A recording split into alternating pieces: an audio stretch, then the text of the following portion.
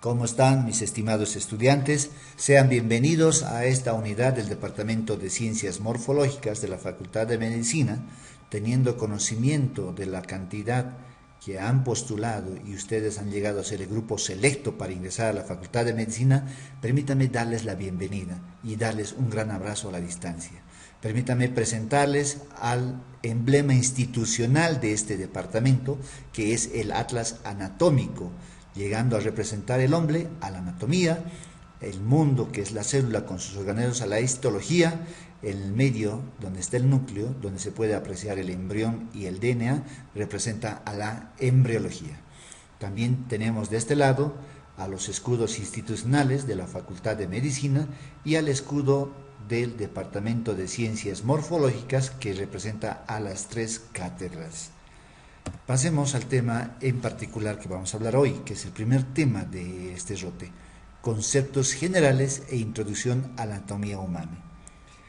Quien les habla es el doctor Marcelino Martín Mendoza Coronel, docente titular B de la Cátedra de Anatomía Humana y Neuroanatomía del Departamento Facultativo de Ciencias Morfológicas. Para hablar de conceptos tenemos que conocer primero nuestra historia. Una persona que no conoce su historia está obligada a conocer o repetir nuevamente. En este caso les presento a Asclepio en la lengua griega o Esculapio en la lengua romana. Esculapio, antiguamente la lengua romana era latín etrusco, ¿no?, cuando se ha fundado Roma. Entonces acá podemos ver el templo de Asculapio, ¿sí?, donde se puede ver esta divinidad sentada con su báculo y su serpiente, que es el símbolo característico de la medicina. Asclepio se caracterizaba por curar a los enfermos y también se caracterizaba por revivir a los muertos y traerlos a la vida, ¿no? El templo era lleno de enfermos para ser curados o salvos, donde existían sacerdotes que en sí llegaban a ser los médicos, los cuales los salvaban y los curaban. Hacían ofrendas e incensios a Esculapio para curar a las personas. Pero Esculapio tiene una historia. Esculapio o Asclepio nace del amor entre un dios del Olimpo que es Apolo y una terrenal que se llama Corónide, una bellísima mujer de Tesalia, donde Apolo se enamora perdidamente. Fruto de ese amor nace Esculapio, pero Corónide, al verse embarazada de un dios que no estaba presente en la tierra, decide casarse con una persona aledaña al pueblo. Apolo, al verse traicionado y celoso, decide matar al futuro esposo de Corónide. Y no solamente eso, la hermana de Apolo, que es Artemisa, mata a Corónide.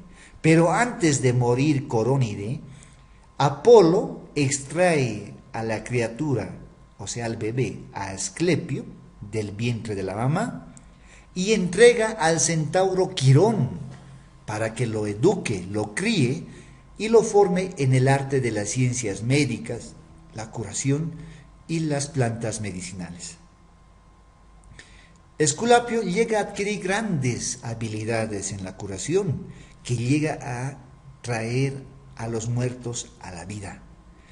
Y Hades, que es dios del inframundo, preocupado, va a quejarse a Zeus, que es dios del Olimpo. Zeus, conociendo esa verdad, indicando que no va a haber muertos en el inframundo y se está quedando vacío, entonces Zeus decide matar a Esculapio con uno de sus rayos poderosos. Es ahí donde Esculapio asciende a los cielos y se vuelve una deidad. Y los sacerdotes lo adoran, ¿sí?, con serpientes en el templo, que llega a ser el símbolo de la medicina, ¿no? Pero no solamente queda ahí. Esculapio tiene una descendencia, y de las 5 hijas que eran bien conocidas, tenemos 2 en particular. Una que es Igea, ¿sí?, que está relacionada con la prevención y la limpieza, y es ahí que del nombre de Igea deriva higiene, y Panacea, que está relacionada con el tratamiento de las enfermedades, y Telesforo es el dios de la convalecencia. O sea, esos son los 3 hijos de Esculapio que han sido más destacados en el arte de la medicina. Entonces es ahí donde nosotros tenemos que conocer que el símbolo de la medicina es un báculo y la serpiente enroscada en el báculo. Esto representa a Esculapio. Y no así lo que realmente erróneamente algunos consideran que el símbolo de la medicina es esto, el caduceo de Hermes o del dios Mercurio. Este es el caduceo de Hermes o del dios Mercurio, mensajero de los dioses. O también este es el símbolo de los comerciantes de la época. Pero no representa la medicina este símbolo, y hay que tomarlo en cuenta para no cometer el error de hacer presentaciones con este símbolo, que representa a Hermes o a los mercaderes. Si hacemos una analogía en la historia bíblica, sabemos que Moisés, ¿sí?, sacó al pueblo hebreo de Egipto para llevar a la tierra prometida. Pero vagaron durante 40 años en el desierto, donde el pueblo hebreo sufrió hambre, sed y penurias. Frente a eso, los hebreos, molestos y enojados con Dios y el profeta Moisés, decidieron dejarlos y no hacerles caso. Dios, enojado, les manda un castigo a los hebreos. Les manda serpientes para que los pique y los mate. Los hebreos, decepcionados, y en este caso agarran y dicen, se piden perdón de Dios y Moisés, arrepentidos. Entonces Dios agarra y le ordena a Moisés y le dice que fabrique una serpiente de bronce, la cual tiene que estar enroscada a un poste o a un báculo. De tal manera que los hebreos que hayan sido picados por las serpientes se acerquen a la víbora de bronce y miren a los ojos para ser curados o salvos. O sea, como ustedes pueden ver, en la Biblia existe este símbolo que está relacionado con la curación y la sanación, y también podemos ver cómo el báculo de Esculapio y la serpiente representa la curación y la sanación, o sea, la medicina, ¿no? Entonces, seguimos en historia. Hablaremos quiénes han sido los padres de la anatomía antigua. En esa época era Herófilo y Erasistrato. Herófilo es un anatomista que se ha destacado por describir la prensa torcular o de Herófilo que está en la base posterior del cráneo, que lo vamos a avanzar cuando estemos en cabeza y cuello, y que es muy importante. Continuando, tenemos el padre de la anatomía moderna, que es Andreas Vesalio. Es un personaje que llega a describir la anatomía en forma ordenada y sistemática. Empieza a ordenar el libro hablando de huesos, luego de ligamentos, articulaciones, empieza a hablar de vasos y nervios, y luego vísceras, y luego sistema nervioso. Lo llega a plasmar en 7 libros y lo denomina a esos 7 libros De Humani Corporis Fabrica Libris Septem. Y aquí podemos ver en esta imagen, en esta obra de arte, ¿sí?, que es el frontispicio de uno de los libros emblemáticos de Andreas Vesalio. Aquí al medio podemos ver a Andreas Vesalio haciendo una disección en un cadáver. Esta pintura, esta obra de arte en el original está en blanco y negro, no como acá lo estamos presentando a colores. Esta pintura está en uno de los tumbados de nuestra unidad de morfológicas y la van a poder apreciar en todo su esplendor, en un tamaño apreciable y comunal. Acá esta pintura, al igual que la pintura de la Última Cena de Leonardo da Vinci, que tiene sus códigos, igual tiene sus códigos. El esqueleto, la calavera con su báculo, por ejemplo, el extremo de arriba significa el cielo y el extremo de abajo significa el inframundo o el infierno.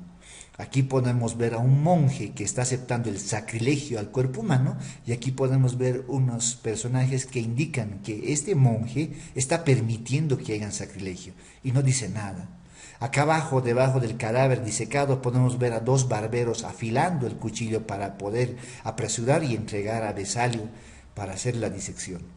Acá podemos ver a un hombre desnudo que representa a un ladrón o a un asesino y que ve asombrado lo que le va a ocurrir si hace esas fechorías. Va a ser disecado.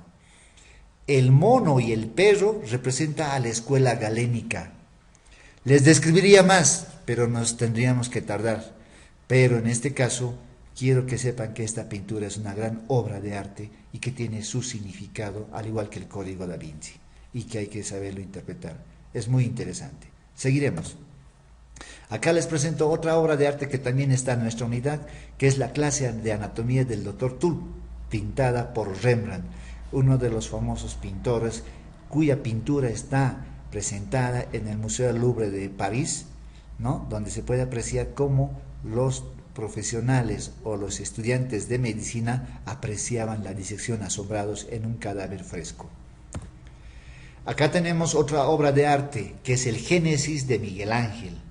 Miguel Ángel era un artista, era un pintor, escultor de la época, y casi menor a Leonardo da Vinci. Era un pintor o un artista que competía con Leonardo da Vinci.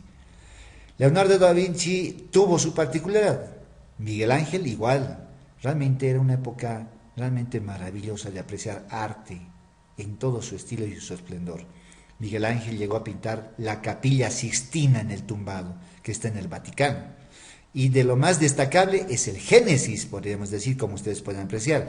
Aquí tenemos a Adán, ¿no? Y aquí a Dios, dando con el dedo el símbolo de la creación del ser humano a imagen y semejanza de Dios. Pero detrás de esta pintura existe un código, considerado por los médicos el código del anatomista, donde podemos ver, miren bien, voy a delimitar, todo esto llega a representar el hemisferio cerebral, el lóbulo frontal, el lóbulo occipital, el lóbulo temporal. Y todo este segmento donde se ve está como una tela alargada que llega a ser el tallo cerebral. Y todo este segmento donde están los miembros inferiores de los ángeles y Dios es el cerebelo, ¿no? Entonces, todo esto representa la masa encefálica. Y la masa encefálica en sí, el cerebro, llega a ser el origen de las ideas, el origen de la investigación y la creación. Con esta imagen que representa el código del anatomista, llega a entender que existe aquí fe y razón. Y eso hay que entender. Esto es el código del anatomista, donde ustedes pueden apreciar, y también lo tenemos en el tumbado de nuestra unidad de morfológicas. Acá tenemos otra de las pinturas que también representa, que es la piedra, donde yace Cristo muerto en los brazos de su madre, que es la Virgen María, ¿no? Cargando entre sus brazos. Podemos ver las características y el detalle anatómico por el cual Miguel Ángel lo trabajó a sus 25 años de edad. Esta es la única obra de arte donde Miguel Ángel coloca su nombre completo como autor. En las demás obras, como las pinturas que hemos presentado, no llegó a colocar su autoría, pero en esta obra sí, porque muchos de los personajes artísticos de la época no aceptaban que un joven podría ser tan obra de arte en esa época, ¿no? Y aquí podemos también descifrar significados. Acá podemos ver la base y el vértice de un triángulo perfecto que representa también la masculinidad, ¿sí? Podemos ver la cara o el rostro de la Virgen María, joven, inmaculada e inocente. Eso es lo que representa en esta imagen, y también lo tenemos en nuestra unidad para que ustedes lo disfruten. Les voy a pasar y dar a conocer los grandes anatomistas de la historia que estaban en Europa, en Francia: Leo Testi, André Latailleur, ¿sí? André Delmas y Henri Rouvier. Este ha sido uno de los emblemáticos profesores de anatomía que ha llegado a ordenar y explicar mucho mejor la anatomía descriptiva y topográfica. Pero el que le colaboró ha sido André Delmas, ¿no? André Delmas, su hijo, es el último que hizo la revisión de la 11ª edición del libro de Rouvier, ¿no? Entonces es importante conocer nuestra historia para que sepan qué grandes personajes del arte en la anatomía hemos tenido. En nuestro medio, a nivel nacional, podemos mostrar a los destacados pioneros de la anatomía en nuestra Facultad de Medicina. Aquí podemos ver al profesor Ernesto Navarrete, al profesor Florentino Mejía, Edmundo Ariñez. Actualmente es el nombre que adopta nuestra unidad de morfológicas, que es Florentino Mejía. Florentino Mejía ha sido uno de los primeros prosectores de la cátedra de anatomía. Él se ha formado en Chile como médico, ¿sí? Y llegó acá a La Paz, Bolivia, para ofrecer sus servicios como médico y también entrar a la cátedra de anatomía, primero como prosector, o sea, en esas épocas se la conocía como auxiliar de docencia actualmente, pero en esas épocas, en vez de decir auxiliar de docencia, se la conoce como prosector. Y gracias a él es que la cátedra y el departamento ha ido creciendo, y en honor a él si es que se ha denominado Pabellón Florentino Mejía, el Departamento de Ciencias Morfológicas. Tenemos que hacer realmente la historia para conocer nuestro origen. El primer anatomista en la ciudad de La Paz fue el doctor José María de Quiroga. Allá por el año 1842 emitía estas palabras en el momento inaugural de la cátedra de anatomía. Y decía: nosotros vamos a estudiar la anatomía, ella es la base de la medicina. En ese libro del hombre muerto es que se aprende a conocer al hombre vivo. Realmente lindas palabras, porque la anatomía no es nada más que la puerta grande al ingreso del arte de la ciencia médica. Es la primera materia con la cual nosotros nos empapamos para hacer este arte, la ciencia médica. Allá por el año 1868, bajo la presidencia de Mariano Melgarejo, se llevaba anatomía descriptiva y se indicaba que se enseñe en dos partes, en primer año y en segundo año. Y en cuarto año se debería llevar anatomía topográfica. O sea, en sí se llevaba en 3 años anatomía. En el cuarto año se llevaba anatomía topográfica o regional. Durante la presidencia de Aniceto Arce, ¿sí?, se llevaba el primer año y el segundo año anatomía descriptiva, y el tercer año se llevaba anatomía topográfica. Como ustedes pueden ver, ha habido una variación. Miren, el primer y segundo año era descriptiva. El tercer año ya no, sino ya al cuarto año volvíamos a anatomía topográfica. Pero durante la presidencia de Aniceto Arce se hace 3 años corrido anatomía descriptiva y por último el tercer año anatomía topográfica. Allá por el año 1892 se adquieren en Europa maniquís y piezas de cera para el Museo de Anatomía. Para esa época, hasta donde tengo conocimiento, se adquirieron más o menos unos 25 a 27 piezas anatómicas de cera, que eran realmente unas verdaderas obras de arte, que eran hechas por artistas anatomistas. De las 25 obras de cera tenemos solamente una en vida actualmente. Esa tiene un valor histórico, moral y emocional de nuestra facultad, y por qué no decir también un valor económico que lleva a superar más allá de los $20,000 americanos. Por el año 1946, el doctor Adán Fernández Hernández llega a ser colaborado por el doctor Florentino Mejía. Como les decía, ha llegado a ser el primer prosector, o sea, el primer auxiliar de docencia de anatomía, y en honor a él es el que se ha crecido y se ha creado esta unidad, llevando el nombre de Florentino Mejía Gandariles. Ya para el año 1971 existe una institución que norma la enseñanza en la formación de las artes de las ciencias médicas, y es CENES, en donde indica que la anatomía se debe llevar ya no en 3 años, sino en 1 año. Han simplificado el conocimiento para poder avanzar en 1 año. Como ustedes pueden ver, los tiempos van cambiando y nosotros y la medicina van evolucionando.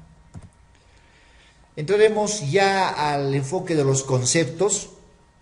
Hablaremos de los niveles de organización de vida. Como ustedes pueden ver, aquí tenemos 6 niveles de organización de vida. El primer nivel de vida es el nivel químico, donde podemos ver que nuestra estructura, nuestro cuerpo está organizado a partir de átomos. Y los átomos principales en nuestro cuerpo son el carbono, el hidrógeno, el oxígeno, el nitrógeno y fósforo, ¿no? La reunión de átomos llegan a constituir moléculas. Y aquí tenemos el DNA o ADN. Y también el RNA, que llegan a ser la unidad más pequeña viviente de todo ser humano, ¿sí? Y que la reunión de moléculas en su conjunto llegan a constituir la célula o el nivel celular. La célula no es nada más que la unidad anatómica, estructural y funcional de un tejido u organismo viviente. Pero la reunión de varios y cientos de células van a llegar a constituir los tejidos, con una estructura y función igual. La reunión de muchos tejidos constituyen el órgano, ¿no? Ahora, la reunión de tejidos y órganos constituyen los aparatos y sistemas en un organismo viviente, que es el sexto nivel, el ser humano viviente o un animal. Pero si partimos el ser humano y todo ser viviente, les decíamos que tiene su origen en los átomos, ¿no? Pero el ser humano está estructurado principalmente por moléculas grandes conocidas como proteínas, lípidos y carbohidratos. Las proteínas llegan a originarse de los aminoácidos. Los lípidos llegan a originarse de la reunión de ácidos grasos y los carbohidratos de la unión de monosacáridos. Entonces, la estructura principal de todos nuestros tejidos y órganos son lípidos, proteínas y carbohidratos. Seguiremos con los conceptos para poder entender mejor esta situación. Hablaremos del aminoácido y proteína. ¿Qué es un aminoácido? Un aminoácido no es nada más que una unidad o una cadena de carbonos en cuyo extremo presenta un grupo amino y en el otro extremo presenta un grupo carboxilo. De ahí deriva el nombre de aminoácido, ¿no? Por el grupo carboxilo. Para tener esta estructura proteica que ven acá, esta cadena, tenemos que unir aminoácidos. Aquí tenemos un aminoácido y aquí tengo otro aminoácido. Para que se enlacen en forma covalente, ¿sí? Un aminoácido pierde un grupo oxidrilo y el otro aminoácido pierde un grupo hidruro o hidrógeno. En otras palabras, está perdiendo agua para unir un aminoácido con otro aminoácido. De tal manera, llegamos a tener el enlace peptídico, o sea, su unión con otro aminoácido. Y así va ocurriendo sucesivamente para llegar a estructurar esta proteína. Toda cadena de proteína tiene que tener sí o sí un grupo amino, que corresponde a esto, y tiene que tener en el otro extremo un grupo carboxilo, que representa esto, ¿no? Entonces, esta proteína es parte estructural de nuestro cuerpo. Y ya sabemos que no es nada más que la unión de cientos de aminoácidos, la proteína. Seguiremos. ¿Qué es un lípido? Un lípido no es nada más que la unión de cadenas de carbono, como ustedes ven acá, a una molécula de glicerol, que es un alcohol, ¿sí? Entonces, tenemos acá dos tipos de lípidos, los lípidos simples y los lípidos compuestos. El lípido simple, el más conocido son los triglicéridos. Pero ¿cómo está estructurado un triglicérido? Como ustedes pueden ver nuevamente en la imagen, no es nada más que unidades de carbonos o cadenas de carbonos unido a un glicerol. En este caso, las cadenas de carbonos se pueden dividir en dos. Ácidos grasos saturados, que son estos, que tienen uniones simples, como ustedes pueden seguir en la imagen. Estos son los ácidos grasos saturados, y que al aspecto macroscópico le da un aspecto pastoso, denso, como la grasa que conocemos. Y en este caso, la cadena de ácido graso insaturado, cuya característica es que en una de las partes de la cadena tiene doble enlace, como se puede ver acá. Entonces, el aspecto macroscópico que se puede apreciar a simple vista es líquido como los aceites. ¿Me entienden? Entonces, ¿qué quiere decir? Si se reúne gran cantidad de triglicéridos, estos sí o sí están acumulados y están localizados acá debajo de la piel. O sea, están en la hipodermis. Llega a ser el tejido celular subcutáneo. El tejido celular subcutáneo es abundante en triglicéridos, ¿sí? Y como les decía, la hipodermis o grasa o tejido celular subcutáneo puede tener estas características. Bien puede ser bien duro, seco en otras palabras, ¿no? Discúlpame si utilizo ese término, es duro y denso, es porque los triglicéridos, sus cadenas de carbonos, contienen más ácidos grasos saturados. Por eso les decía, es más denso y espeso como la grasa. Pero también existe tejido celular subcutáneo que tiene el aspecto más fluido, casi o semilíquido. Y eso se debe a que contiene los triglicéridos mayor cantidad de ácidos grasos insaturados. Entonces, nuevamente les decía, si existe mayor cadena de ácidos grasos saturados que le da el aspecto más denso y espeso como la grasa, ¿sí? Eso es lo que le da la característica al tejido celular subcutáneo. Pero si tiene más cadenas de ácido graso insaturado, el tejido celular subcutáneo se vuelve más fluido, como aceitoso, ¿no? De ahí nace la pregunta, me acuerdo hace unos años, donde un estudiante me decía, doctor, ¿por qué en el cadáver que hemos disecado tiene esta característica más fluida? ¿Y por qué en el otro cadáver tiene una característica más seca, más dura? Es debido a que existe mayor cantidad de ácidos grasos saturados cuando es más dura y seca, y si es más fluido es porque existe mayor cantidad de ácidos grasos insaturados. Entonces no se olviden, cuando ustedes estén comiendo algún alimento, sobre todo pieles de animales, ¿no? Debajo de la piel, van a encontrar que debajo de la piel, en la hipodermis, el tejido celular subcutáneo, abundan los triglicéridos. Hablaremos del lípido compuesto. Un lípido compuesto es parecido a un triglicérido. Se caracteriza por tener dos cadenas de carbonos, una de ácido graso saturado, como ustedes pueden ver, de unión simple, y otra de cadena grasa insaturada, ¿no? Estas dos cadenas de carbonos están unidos al glicerol o alcohol. Este glicerol también tiene una unión con un ácido fosfórico o grupo fosfato. Dada esta característica, es que podemos dividir a este lípido compuesto como fosfolípido. ¿Por qué se llama fosfolípido? Porque tiene el grupo fosfato. Entonces, como ustedes pueden apreciar, gracias a este grupo fosfato se forma una cabeza polar o hidrofílica que tiene apetencia por el agua, y las colitas que ustedes ven acá de esta cabeza, que llegan a representar la cadena de ácido graso saturado e insaturado, representan el extremo no polar, que tiene apetencia por la grasa o el aceite, ¿no? Entonces, este lípido compuesto conocido como fosfolípido abunda en las membranas celulares, como ustedes pueden ver. Miren bien, la cabeza polar o fosfolipídica está en la superficie y en la superficie, y las colas de ácido graso saturado e insaturado está en la parte media de la membrana, que tiene apetencia por la grasa o el aceite. Esta es la característica de las membranas celulares de todas las células. Este fosfolípido, como llega a constituir parte de las membranas celulares, abunda en la piel, o sea, en la epidermis. Entonces, por eso les decía, hay que hacer analogía y comparar. Los triglicéridos abundan en la hipodermis.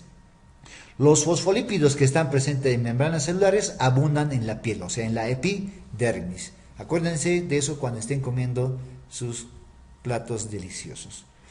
De los lípidos simples y compuestos existe un derivado, y el derivado es el colesterol. O sea, ¿qué quiere decir? Estos lípidos, cuando han cumplido una función, tienen que degradarse a otras sustancias más pequeñas, conocidas como acetilcoenzima A. Esas moléculas de acetilcoenzima A se unen para estructurar esta estructura molecular química conocida como colesterol. O sea, el colesterol es grasa pura, es cancerígena. El colesterol puede ingresar a nuestro cuerpo de dos maneras. Una, por la dieta, u otra, el cuerpo mismo lo elabora. Cuando nosotros ingerimos en la dieta, normalmente el colesterol, ¿sí?, se va a alojar a la doble capa lipídica de la membrana celular. Específicamente se une a las cabezas polares o fosfolipídicas. Ahí se une. ¿Me entienden? Entonces, hay que hacer un análisis en esta situación. Si nosotros consumimos gran cantidad de colesterol en la dieta, pero me preguntarán, ¿pero cómo llega el colesterol de la dieta? El colesterol de la dieta viene a partir de los alimentos cocinados en aceite, en esos aceites que han sido quemados ya bastante tiempo, donde el aceite está negro, eso ya es cancerígeno, eso es colesterol puro. Y eso lo ingerimos en la dieta. Entonces el colesterol llega a los tejidos, a las membranas celulares y se adhiere a las cabezas polares o fosfolipídicas de las membranas celulares. Pero también está presente en el torrente sanguíneo. Pero no se adhiere así nomás fácilmente el colesterol que está en la sangre. Para que se adhiera a las paredes arteriales el colesterol, primero tiene que haber agrietamientos, fisuras en las paredes arteriales. ¿Pero a qué se debe esos agrietamientos o fisuras? Se debe a la deficiencia de vitamina C, a la deficiencia de zinc, selenio, coenzima Q10. Y eso está en las frutas y verduras. Entonces, al existir deficiencia de esas vitaminas que he mencionado, las paredes arteriales se agrietan y el colesterol que está navegando por la sangre se infiltra en las paredes arteriales y forma estas placas conocidas como ateromas. De ahí deriva el nombre de ateroesclerosis, que llega a la final a afectar al corazón, produciendo los famosos infartos. Entonces, dense cuenta cómo el colesterol trabaja en nuestro cuerpo y cómo se adhiere, sabiendo que es un derivado de los lípidos simples y de los lípidos compuestos. Y ya sabemos dónde están los lípidos simples y dónde están alojados los lípidos compuestos, tanto en la epidermis como en la hipodermis. Seguiremos. Hablaremos de los carbohidratos, o sea, hablaremos del monosacárido y del carbohidrato. Si hablamos de monosacárido, les presento a esta estructura molecular, que es nada más que una hexosa, es una glucosa. La hexosa se refiere a un anillo de carbonos, que puede llegar a ser 6 o 7 carbonos, en cuyos extremos se adhieren grupos oxidrilo, como ustedes ven, y además de tener estos grupos oxidrilo, sí o sí, una glucosa o un monosacárido, que es una hexosa, como ustedes pueden ver, tiene que tener un grupo aldehído o un grupo cetona. Si es aldehído es glucosa, si es cetona es fructosa, ¿no? Pero aquí tenemos varias moléculas de monosacárido. Estos monosacáridos tienen que unirse para constituir esta estructura que se llama carbohidrato o polisacárido.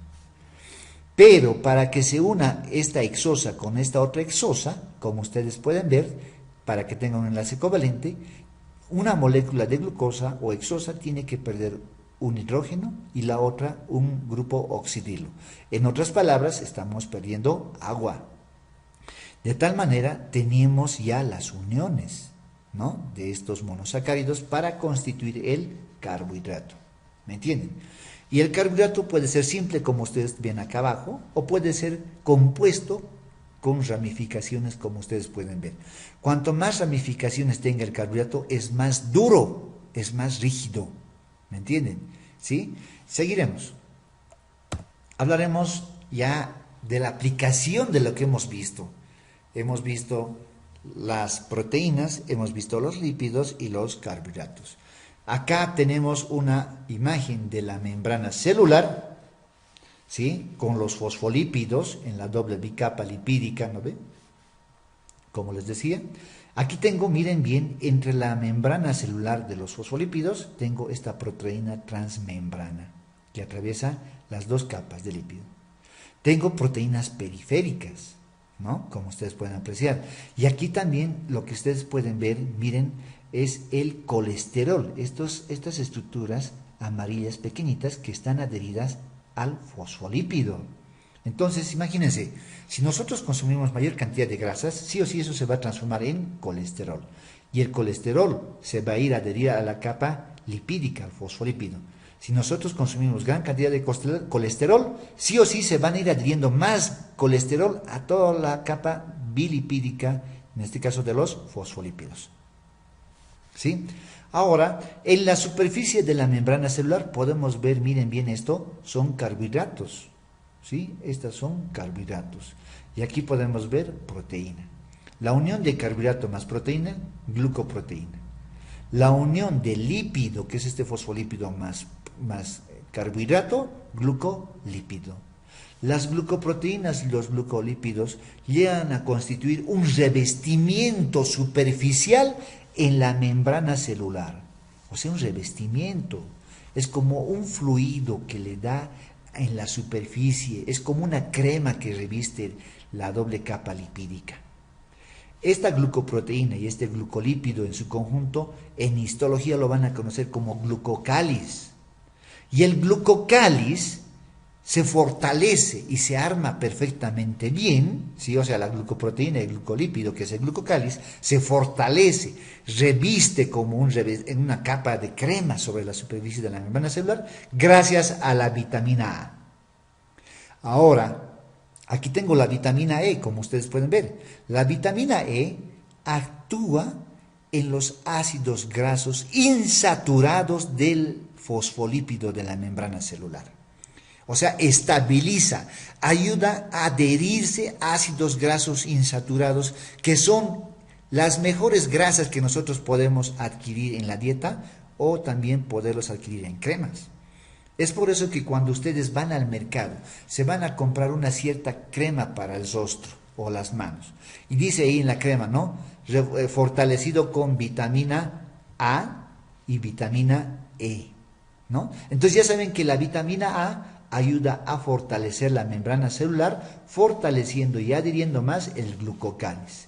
La vitamina E ayuda a estructurar, ¿sí?, la membrana celular con la proliferación de ácidos grasos insaturados. ¿Y se acuerdan lo que les decía? El ácido graso insaturado es más líquido, más aceitoso. En otras palabras, la vitamina E humidifica más aún la piel. No la vuelve seca, humidifica. ¿Por qué? Porque ayuda a proliferar ácidos grasos insaturados, ¿no? Entonces es importante que nuestras cremas tengan vitamina A y vitamina E, y ya saben para qué. Dentro de estos ácidos grasos insaturados, el que el organismo no llega a producir son estos, miren, el omega 3 y el omega 6, que solamente se encuentran en gran abundancia en todo animal que procede de río o de mar, o sea, pescados, mariscos, etc.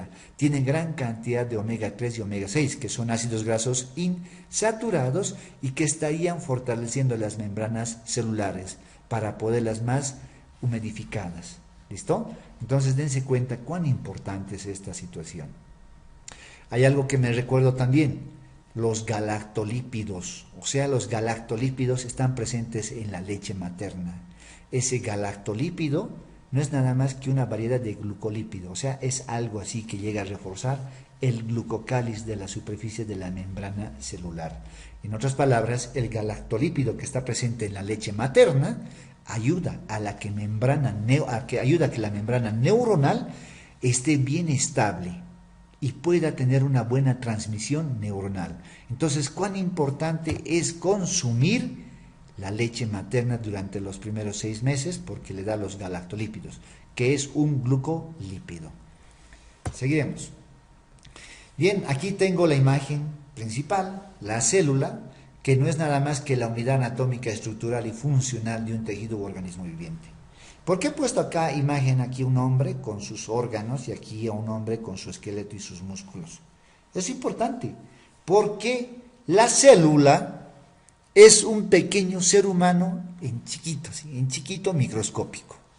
Al igual que nosotros, miren el ser humano, tiene cerebro, tiene corazón, tiene pulmón, tiene estómago, aparato digestivo, tiene esqueleto y tiene músculos. La célula es igualito, ¿sí? La célula tiene los mismos organelos, por eso se llama organelos, porque tiene organitos pequeñitos. Entonces, miren bien, el corazón y el cerebro de la célula llega a ser el núcleo con el DNA, porque de ahí se generan las ideas y controla todo el funcionamiento de la célula, ¿sí? Entonces, el núcleo llega a ser el corazón y el cerebro de la célula. Los pulmones, como ustedes pueden ver en el ser humano, los pulmones en la célula no es nada más que la mitocondria.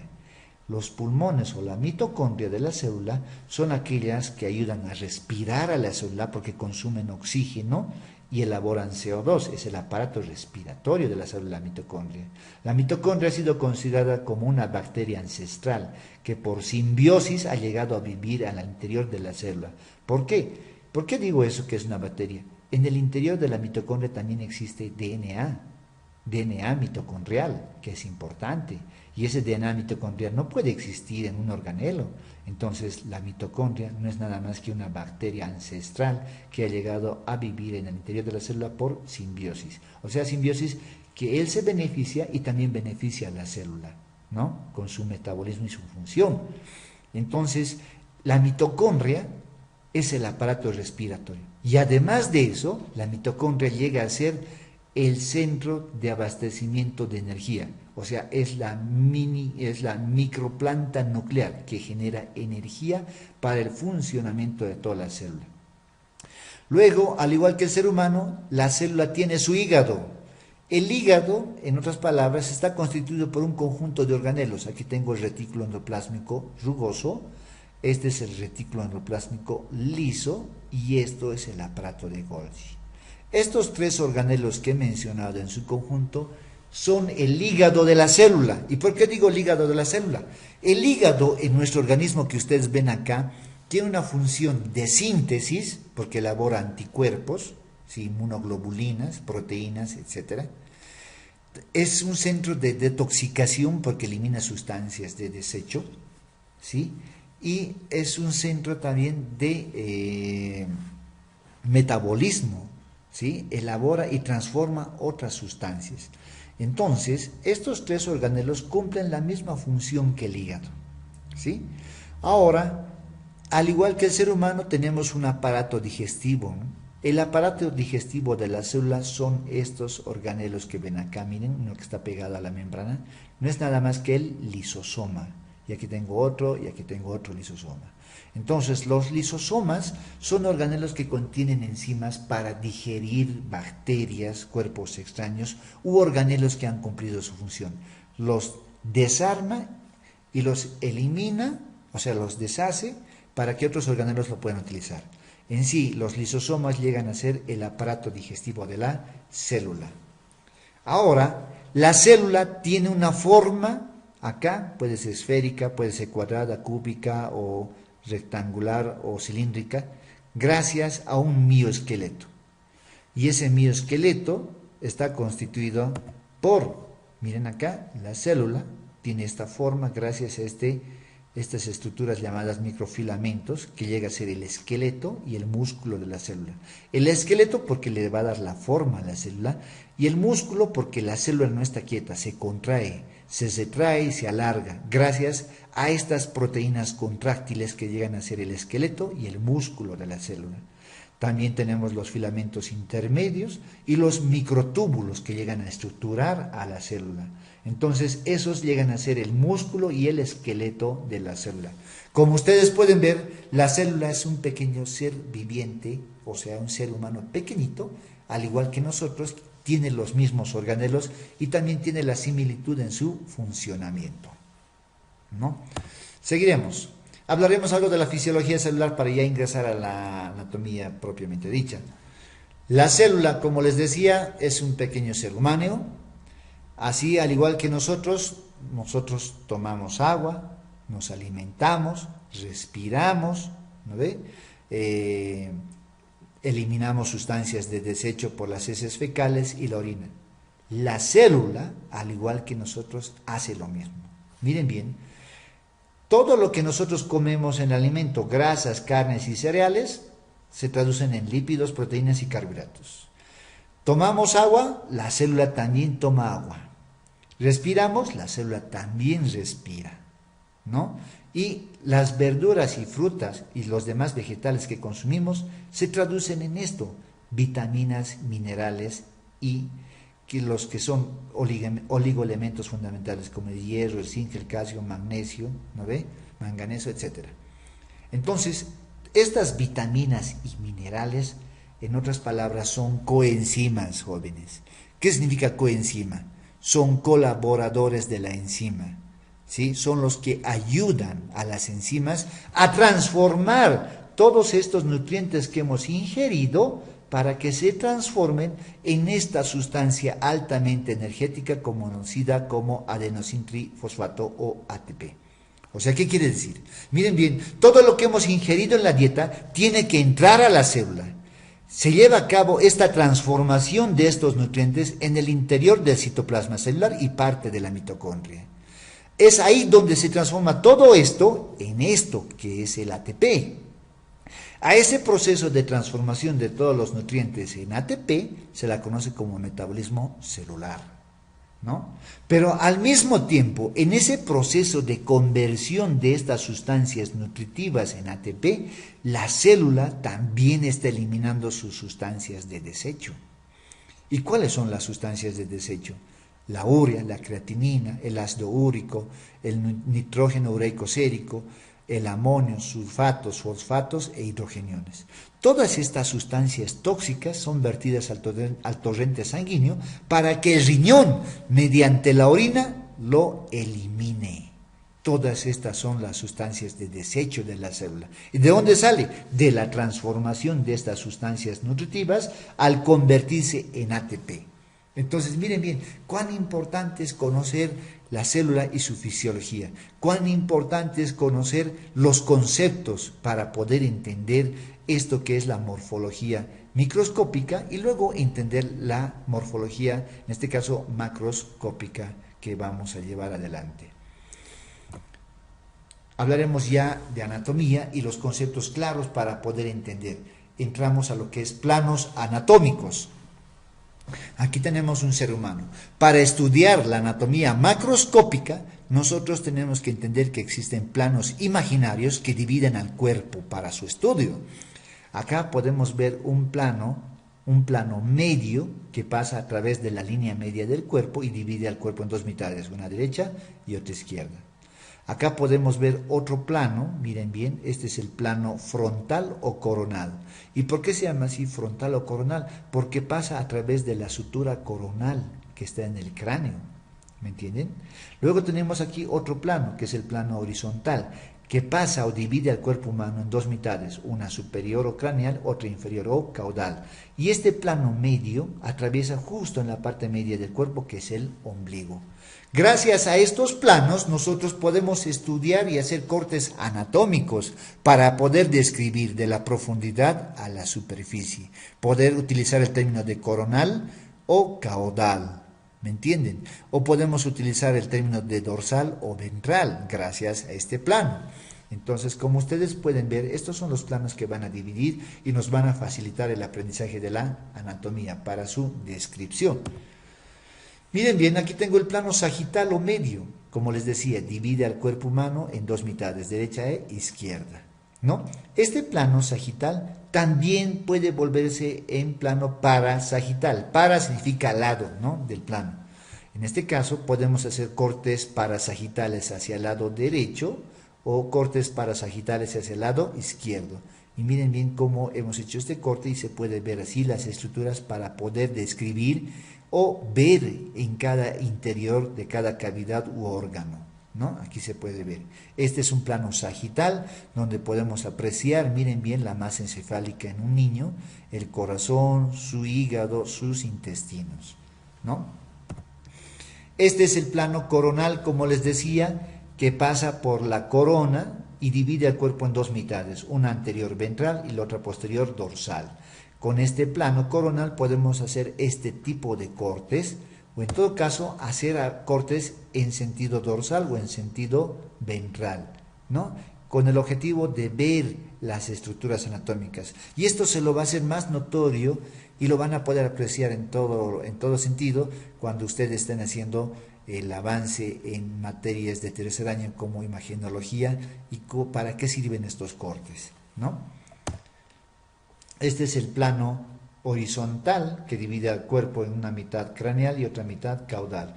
Este plano puede ascender cranealmente o puede descender caudalmente, ¿no?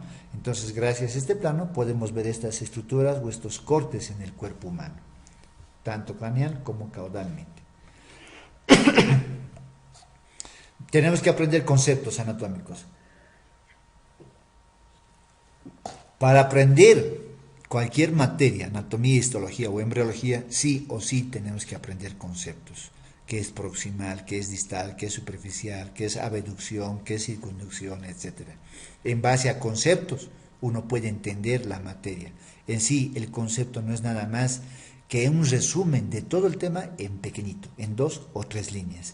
Pero no vamos a detallar estos conceptos porque está bien descrito en sus libros y ustedes tienen que leerlo para que puedan comprender. ¿Listo? Solamente he mencionado, yo voy a facilitar conceptos que tengo transcritos que no están descritos en algunos libros y los vamos a facilitar para que ustedes los puedan adquirir. Bueno, la anatomía, como ustedes saben, se va a dividir en varias. La anatomía macroscópica es la que vamos a ver, la anatomía normal, humana, que vamos a ver a simple vista. La microscópica o histología con la ayuda de aparatos. La anatomía del desarrollo, que es la embriología. Y la anatomía de imágenes, que puede ser radiología, tomografía, resonancia. Con la ayuda de esos podemos hacer cortes, como les he dicho. La anatomía funcional o fisiología, cómo funciona cada tejido u órgano, ¿no? Y la descriptiva o sistemática es la que utilizamos normalmente nosotros para describir los órganos. Y la topográfica es la regional, ¿sí? Vamos a lanzar también nosotros anatomía regional para poder ubicar. Esta es la anatomía realmente que es más aplicativa a la parte clínica y quirúrgica, la anatomía topográfica. Seguiremos. Nuestro cuerpo está organizado por aparatos y sistemas y tenemos 3 grandes aparatos en nuestro cuerpo. Los aparatos de la vida de relación, aparatos de la vida de nutrición y aparatos de la vida de reproducción. Los aparatos de la vida de relación tenemos el aparato locomotor que va a estar conformado a la vez por la osteología, artrología y la miología. El aparato de la vida de inervación por el sistema nervioso central, periférico y sistema nervioso autónomo o vegetativo o de la vida involuntaria o inconsciente. Y luego el aparato sensorial con los 5 órganos sensoriales o 5 sentidos, ¿no? Entonces, como ustedes pueden ver, ¿por qué se llama aparatos de la vida de relación? Porque es a través de estos aparatos por los cuales nosotros nos vamos a relacionar con el mundo externo, o sea, con las personas y con los objetos, animados o inanimados. Entonces, por eso se llama aparatos de la vida de relación. Locomotor, gracias a la osteología y la miología y la artrología, nos podemos mover y relacionarnos con otros.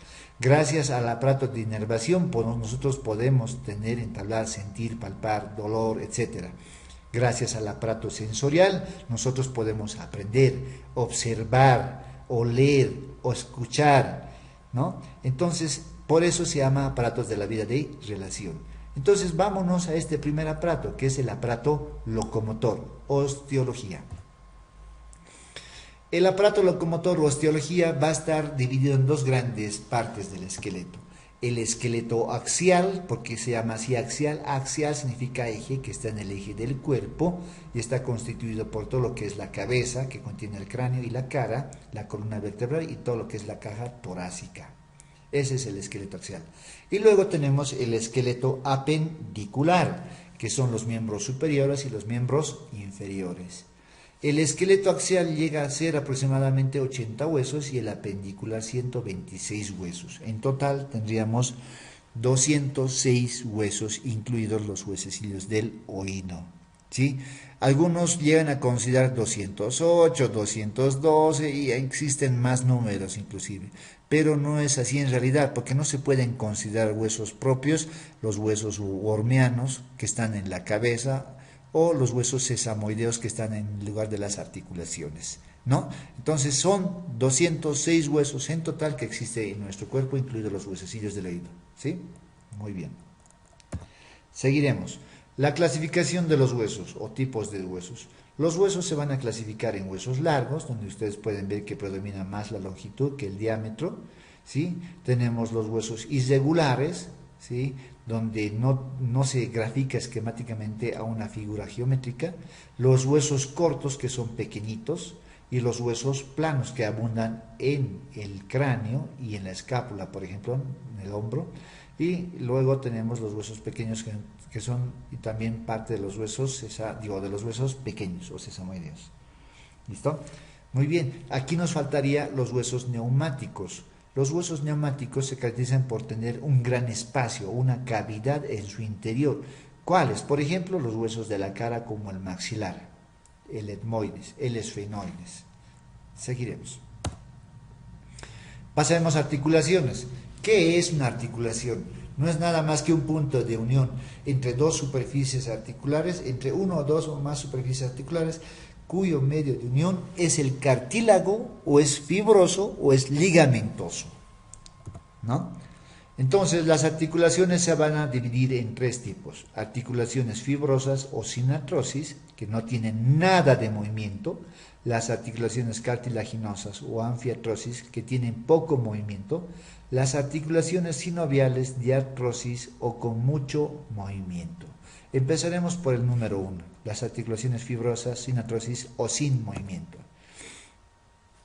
Las articulaciones fibrosas o sin artrosis o sin movimiento se subclasifican a la vez en suturas, como ustedes pueden ver, las articulaciones que se encuentran en el cráneo, y se caracteriza por tener gran cantidad de tejido fibrótico en el medio, ¿no? Entonces, un ejemplo es la articulación del cráneo frontoparietal. Entonces, nuevamente, las articulaciones fibrosas o sinartrósicas se subdividen a la vez en suturas. Característica: contienen gran cantidad de tejido fibrótico. Seguimos en articulaciones fibrosas. Tenemos la sindesmosis. La única sindesmosis tibiofibular distal es entre el peroné y la tibia. Se caracteriza por tener también gran cantidad de tejido fibrótico en este nivel de la articulación. La sindesmosis tibiofibular es una articulación sinartrótica. Dentro de esta clasificación de articulaciones inmóviles tenemos también las gonfosis, que es la articulación entre la raíz del diente y el alveolo que está en la mandíbula o el maxilar, y está proliferado por tejido fibrótico, que es el ligamento periodontal, ¿no?, que ayuda a mantener fijo a la raíz de los dientes. Pasemos a las articulaciones semimóviles o anfiartróticas, ¿sí?, o cartilaginosas. Estas a la vez se subdividen también en dos: la sincondrosis. La sincondrosis se caracteriza por tener gran cantidad de tejido cartilaginoso o de crecimiento, sobre todo en las epífisis proximales y distales de los huesos largos. Como ustedes pueden ver, miren bien, acá en el trocánter mayor y en la cabeza del fémur tengo este cartílago, que es el cartílago de crecimiento, y de cierta manera es una articulación semimóvil o anfiartrótica. Pero este cartílago que se encuentra en la cabeza del fémur o en el trocánter mayor del fémur, estos cartílagos ayudan a crecer al hueso durante la niñez. Cuando ya la persona ha terminado de crecer, estos cartílagos desaparecen, ¿sí? También tengo acá un cartílago de crecimiento que se llama la metáfisis, a esta altura, en la metáfisis, ¿no? Eso ayuda a crecer al hueso largo en sentido longitudinal, ¿no? Entonces, esta es una variedad que se llama sincondrosis dentro de las articulaciones semimóviles. Luego tenemos las articulaciones sinfibróticas, ¿sí?, las que se encuentran a nivel de la sínfisis púbica y en la columna vertebral. Esas son las sinfibrosis que se encuentran en la sínfisis púbica y en la columna vertebral. Hablaremos de las articulaciones sinoviales o diartróticas o con mucho movimiento. Como ustedes pueden ver, las articulaciones sinoviales o diartróticas o con mucho movimiento se subclasifican también a la vez en 6, ¿no?, las cuales las vamos a ver enseguida. Pero antes de entrar a ver las clasificaciones, tenemos que analizar qué caracteriza a una articulación sinovial o móvil. Como ustedes pueden ver en el esquema, lo primero que tenemos que ver es que tiene que existir, número 1, ahí está, tiene que existir dos superficies óseas articulares. Aquí tengo una superficie ósea y otra superficie ósea, ¿no? Estamos hablando cuál es la característica de una articulación sinovial o móvil. Tiene que haber superficies óseas, una y otra. Listo. Número 2, ahí está el 2, tiene que haber cartílago articular y cartílago intraarticular, menisco o rodete se llamaría en este caso. El cartílago articular o de revestimiento, miren bien, tiene que revestir a la superficie ósea que están viendo acá, y lo mismo aquí abajo. Si no existiese este cartílago de revestimiento o articular, los huesos, al estar unidos, empezarían a desgastarse y chocar. Entonces, estos cartílagos articulares o de revestimiento ayudan a su movilidad, a su desplazamiento. Y los cartílagos que son el menisco o el rodete ayudan a ampliar la superficie articular. Miren bien, aquí tengo un cartílago intraarticular y ayudan a ampliar la superficie articular y a la vez actúan como cuñas. ¿Para qué? Para que este hueso no se salga del lugar o este otro hueso no se salga del lugar. Para eso sirven los meniscos o rodetes. Entonces, número 2, cartílagos de revestimiento o intraarticulares, que pueden ser meniscos o rodetes, que no está anotado acá. ¿Listo? Número 3. El número 3 es esta, la cápsula articular, que está de color celeste, como ustedes pueden ver. Miren bien, la cápsula articular es la que une una pieza ósea con la otra en su contorno, ¿no? La cápsula articular delimita la articulación. ¿Listo? Delimita la articulación. Número 4. La membrana sinovial. Por dentro de la cápsula articular tengo una membrana delgada de revestimiento que es la membrana sinovial o sinovia. Esta membrana sinovial se caracteriza por tener unas células llamadas sinoviocitos, los cuales elaboran el líquido sinovial. Dentro de la cápsula articular hay un líquido que es el líquido sinovial. Este líquido es un lubricante y a la vez nutriente de la articulación y facilita su movimiento. Cuando el líquido sinovial se altera, es denso o escaso, la articulación empieza a fallar. En otras palabras, es el lubricante. Número 5. El líquido sinovial, lo que les hablaba, ¿no? Que es el líquido que ayuda a lubricar y dar movilidad a las articulaciones. Gracias a este líquido, la articulación o los huesos no suenan cuando se realiza el movimiento. Este líquido sinovial se va renovando constantemente porque es un líquido transparente y claro que no es nada más que un filtrado de la sangre, ¿sí? Y número 6 tenemos los ligamentos. La cápsula articular está reforzada por esta estructura de color café, por este espesamiento que son los ligamentos. Si alguien les dice cuál es el concepto anatómico del ligamento, el ligamento no es nada más que un engrosamiento o espesamiento de la cápsula articular. O sea, eso es el ligamento, ese es el concepto anatómico. Miren bien cómo el ligamento está pegado a la cápsula articular. Es el engrosamiento o espesamiento de la cápsula articular. Pero en sí, ¿de dónde ha derivado este ligamento? Ha derivado del músculo. ¿Me entienden? Entonces, miren bien, por último, ahí tenemos el número 7. El último componente de una articulación sinovial es el músculo. ¿Sí? Entonces, son 7 los componentes de una articulación sinovial o móvil. Tenemos 1, las superficies óseas, 2, los cartílagos de revestimiento articular y los cartílagos intraarticulares que pueden ser menisco o rodete, 3, la cápsula articular, 4, la membrana sinovial, 5, el líquido sinovial que lubrica como decíamos, 6, los espesamientos o engrosamientos de la cápsula articular conocidas como ligamentos y 7, el músculo periarticular, que son los 7 componentes de una articulación sinovial. Valga la aclaración, existe una clasificación o en todo caso en algunos libros que existe una articulación que lo van a escuchar cuando hablemos de músculos, conocida como la cisarcosis, ¿no? Y la consideran una articulación, cisarcosis. ¿Saben qué? Yo creo que eso hay que desvirtuar. No puede considerarse una articulación cisarcosis entre músculo y músculo. No hay esa denominación. ¿Por qué? Porque no reúne estos requisitos, estos criterios. Para hablar de una articulación sinovial o móvil, tiene que reunir más de la mitad de estos 7 puntos que tiene una articulación móvil. Por consiguiente, esas cisarcosis que tal vez están detalladas en algunos libros, no se las pueden utilizar, no se las pueden manejar, no reúnen los criterios para hablar de cisarcosis, ¿no? Entonces, para hablar de una articulación móvil, tiene que reunir más de la mitad de estos 7 puntos. Y los fundamentales son líquido sinovial, cápsula y ligamentos y líquido sinovial.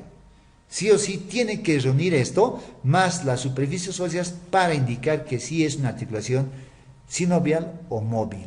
¿De acuerdo? Ahora, su aplicación.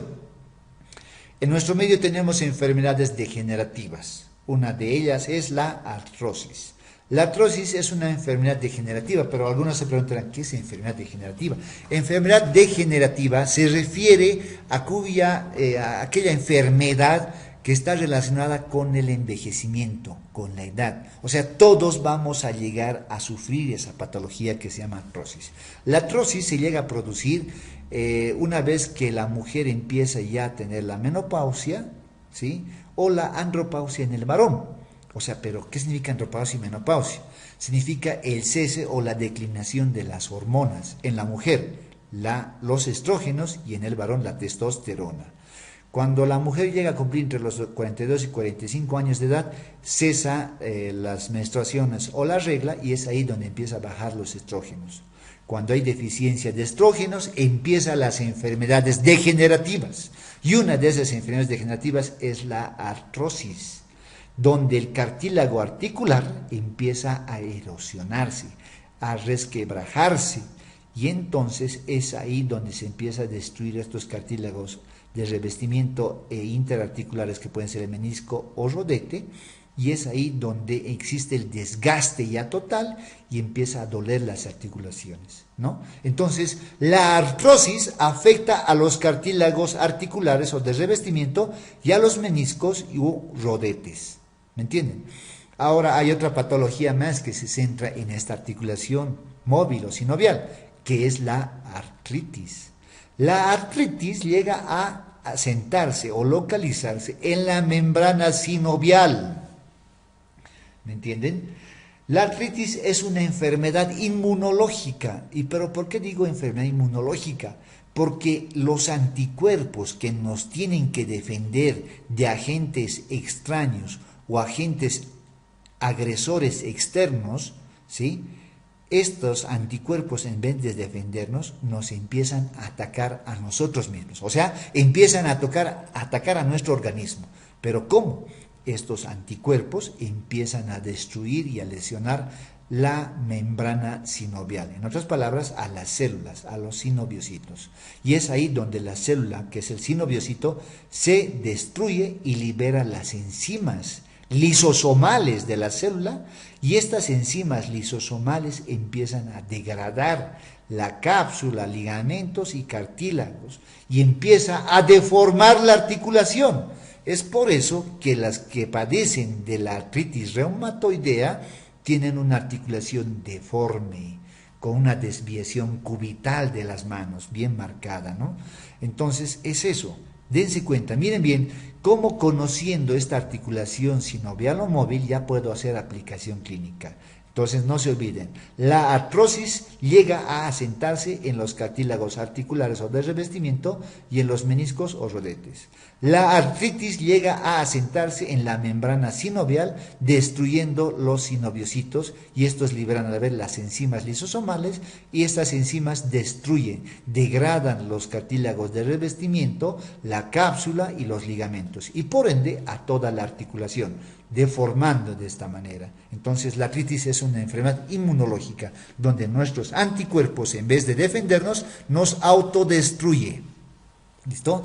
Conociendo esta articulación sinovial o móvil, yo también puedo hacer el entendimiento de esguinces y luxaciones, pero sería mejor demostrarlo en vivo y directo.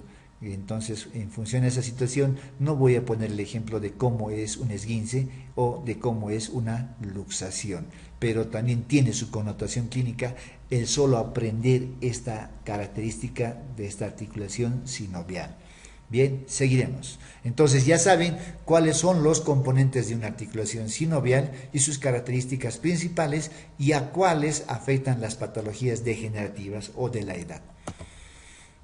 Bien, como les decíamos, las articulaciones sinoviales se van a subclasificar.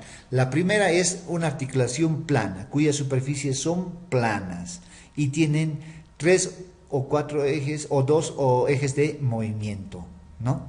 En este caso tenemos la articulación intercuneal del pie. Luego tenemos la articulación en bisagra, troclea o polea o gínglimo, así se llama. Esta es la articulación del codo entre el húmero y la cabeza del cúbito, ¿no? Por un lado tiene segmentos de bisagra, como ustedes pueden ver, y solamente tiene un eje de movimiento, ¿no? La articulación trocoide en pivote o en cilindro, que se caracteriza por tener segmentos de cilindro y el otro segmento cóncavo, ¿no? Entonces tiene dos ejes de movimiento, arriba y abajo, y en forma circular. La articulación radiocubital proximal. Seguiremos. La articulación condílea o elipsoidea, cuyas superficies articulares se caracterizan por ser segmentos semiovoideos y por el otro cóncavo, como ustedes pueden ver, semiovoideo y por el otro cóncavo. Ejemplo, la articulación de la muñeca o radiocarpiana. Luego tenemos la articulación en silla de montar, ocelar o encaje recíproco, ¿no? Que se encuentra en la articulación carpo-metacarpiana del pulgar, ¿sí? Un ejemplo, en silla de montar porque asemeja a la silla del caballo, ¿no? Por eso se llama en silla de montar. Seguimos. Luego tenemos la articulación esferoidea o anatrótica o cotílica, que se caracteriza por tener en segmentos de copa, como ustedes pueden ver, y un segmento de esfera, que es la cabeza del fémur, también del húmero, y el hueso coxal que están viendo acá. Entonces, esta tiene más de 3 ejes de movimiento. Una articulación que tiene más de 3 ejes de movimiento es susceptible a luxación o esguince, sí o sí, clínicamente comprobado.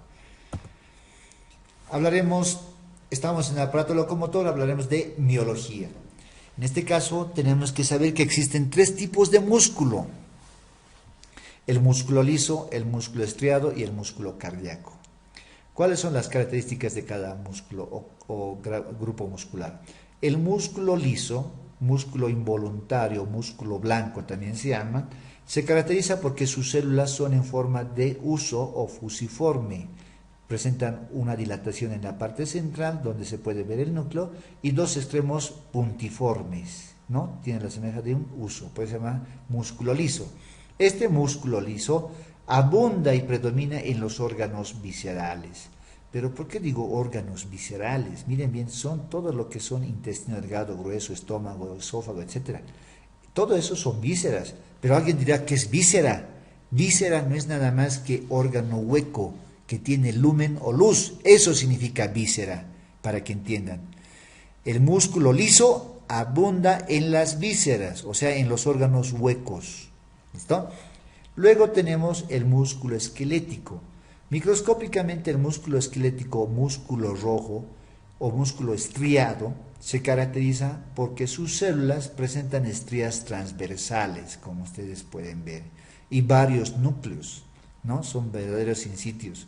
Entonces, estas células presentan estas estriaciones. De acuerdo a estas estriaciones es que se le ha llamado músculo estriado, músculo rojo o músculo esquelético. ¿Por qué esquelético? Porque rodea al esqueleto, al hueso. Músculo blanco, rosado o liso porque está en las vísceras. ¿Listo? Luego tenemos al músculo cardíaco. Este músculo cardíaco se caracteriza por asemejarse al músculo estriado, o sea, tiene estriaciones transversales, tiene núcleos también al igual que el músculo estriado, pero se diferencia de algo. Aclarar nuevamente este lado. Tengo el músculo liso, tengo el músculo estriado. El músculo liso que se encuentra en los órganos viscerales es un músculo involuntario. Se mueve bajo la gobernación del sistema nervioso autónomo. A este músculo liso nosotros no lo manejamos. No lo podemos decir, a ver, contraete o relájate o descansa. No se lo puede. ¿Por qué? Porque el sistema nervioso autónomo lo maneja, lo gobierna. En cambio, al músculo estriado o rojo o esquelético o voluntario lo podemos manejar. Si yo digo, haremos un puño en la mano derecha, lo hace y me obedece el músculo.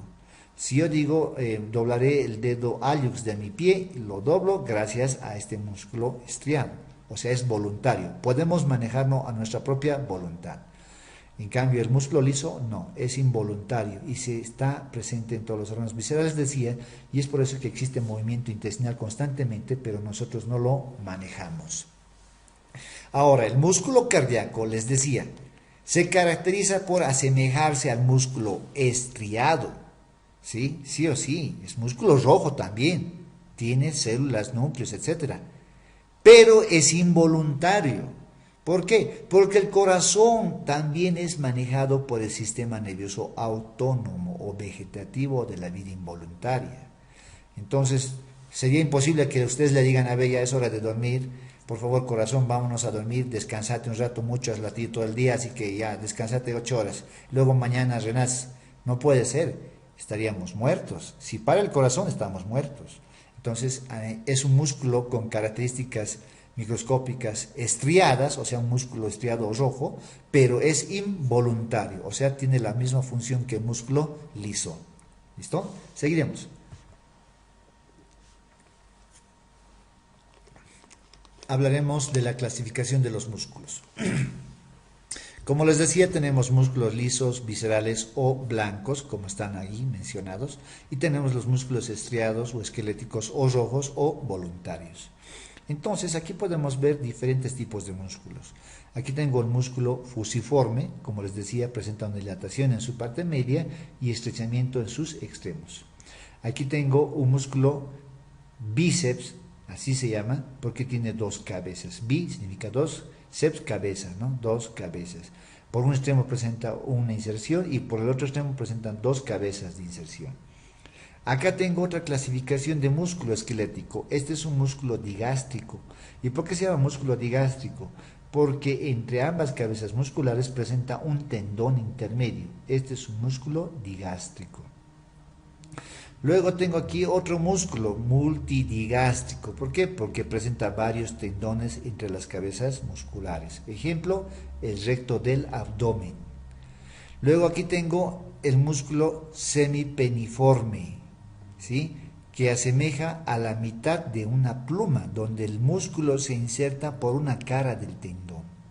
Luego aquí tengo el músculo bipeniforme, donde el músculo se inserta por un lado y también por el otro lado en el tendón. Ejemplo, el tríceps sural, ¿no? Que está en el grupo posterior de la pierna. ¿Listo? Y luego aquí tengo el músculo multipeniforme, donde tiene varios tendones de origen de inserción, como el músculo gran dentado o serrato anterior en la caja torácica. ¿Listo? Entonces, esta es la clasificación de los músculos estriados o esqueléticos. Los músculos que van a estar organizados en todo nuestro cuerpo se van a dividir de la siguiente manera: músculos de la cabeza y el cuello, músculos de los miembros apendiculares, músculos de la caja torácica y músculos del abdomen, ¿de acuerdo? Los cuales los vamos a aprender y detallar cuando estemos en el segmento correspondiente. Hablaremos del aparato de la inervación y sensorial. El sistema nervioso se va a dividir anatómicamente en dos: sistema nervioso central, sistema nervioso periférico. ¿Y por qué se divide anatómicamente en dos, central y periférico? Porque se lo puede ver a simple vista. Y existe otra división, la división del sistema nervioso desde el punto de vista fisiológico. Se divide en tres: sistema nervioso central, periférico y autónomo. Así se divide el sistema nervioso, en central, periférico y autónomo. El autónomo es un sistema que maneja por sí solo y gobierna sobre todo a los órganos viscerales. ¿Se acuerdan lo que hemos hablado hace rato? La víscera no es nada más que un órgano hueco que tiene lumen o luz. El corazón es un órgano muscular hueco que bombea sangre, entonces maneja el corazón. El estómago es una víscera, intestino delgado, grueso, apéndice, esófago es una víscera. Entonces el sistema nervioso autónomo maneja esos órganos. Pero alguien me preguntará, ¿el hígado es víscera? Yo les digo sí, pero ¿por qué no? ¿Por qué no? ¿Por qué sí? Entonces la situación es porque el hígado tiene microespacios, los espacios de Dizier, los espacios Porta, y lo cual se considera una víscera maciza. El pulmón tiene los alvéolos sacroalveolares, también es una víscera. La tráquea, los bronquios, ¿son vísceras? Son vísceras. Los vasos sanguíneos, ¿son vísceras? Son vísceras porque tienen lumen, tienen luz por donde circula la sangre. Entonces, el sistema nervioso autónomo, vegetativo, de la vida involuntaria, de la vida inconsciente, gobierna, maneja su funcionamiento de todos los órganos viscerales. ¿Listo?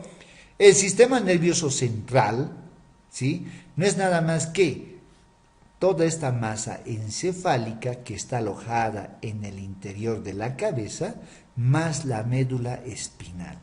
Si alguien les pregunta cómo se divide el sistema nervioso central, ustedes tienen que decir que se divide en encéfalo y médula espinal. Y si yo les pregunto cómo se divide el encéfalo, ustedes tienen que decir se divide en hemisferios cerebrales derecho e izquierdo, diencéfalo, tallo cerebral y cerebelo o cerebro pequeño, así se llama. ¿Me entienden? Todo eso es la masa encefálica. Es de ahí donde más o menos hacemos una comparación o analogía cuando escuchan en las noticias indicando que sufre un accidente de tránsito y mueren 2 personas por traumatismo cráneoencefálico. O sea, ¿qué quiere decir ese término, traumatismo cráneoencefálico? Que la causa de la muerte ha sido a causa de la lesión del encéfalo o de una de las partes del encéfalo. Entonces ya saben que el encéfalo no es nada más que los hemisferios cerebrales derecho e izquierdo, el diencéfalo o cerebro medio, que está aquí adentro al medio, el tallo cerebral y el cerebelo. Todo eso es la masa encefálica. Y el sistema nervioso central es encéfalo más médula espinal, como ustedes pueden ver.